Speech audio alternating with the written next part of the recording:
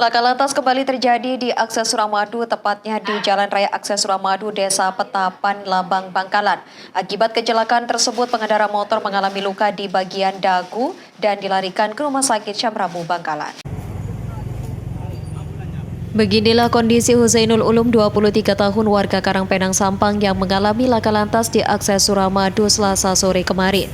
Korban yang mengendarai kendaraan roda 2 Nopol AG 3072 AAJ menghantam truk Nopol S7739UN yang sedang parkir di sisi lajur kanan jalan karena mengalami kerusakan. Petugas unit Gakum Satlantas Polres Bangkalan yang tiba di TKP segera mengevakuasi korban ke Rumah Sakit Syamramu untuk menjalani perawatan intensif. Kronologi kejadian, roda 2 yang dikendarai Husainul Ulum melaju dari arah utara menuju arah selatan. Sesampainya di lokasi kejadian, pengendara diduga mengalami microslip sehingga menabrak bagian belakang truk yang dikemudikan Sentot Arianto, 52 tahun, warga Kendal, di mana saat kejadian truk tersebut sedang parkir karena mengalami kerusakan. Akibat kejadian tersebut, pengendara roda 2 mengalami luka di bagian dagu dan dilarikan ke rumah sakit. Sedangkan kondisi kendaraan korban mengalami kerusakan yang cukup parah di bagian depan dan rangka tengah kendaraan roda 2 juga patah.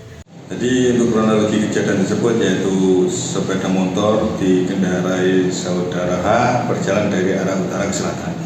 Sesampainya di tempat kejadian menabrak bagian belakang kendaraan truk yang berhenti di pada jalan lajur sisi kanan milik saudara H karena kendaraan tersebut mogok atau mengalami kerusakan.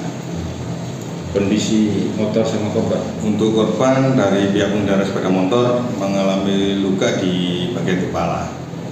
Sekarang dirawat di RSUD Bangkalan.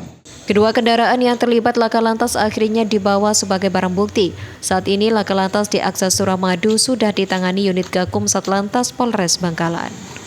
Muhammad Sahid, JTV.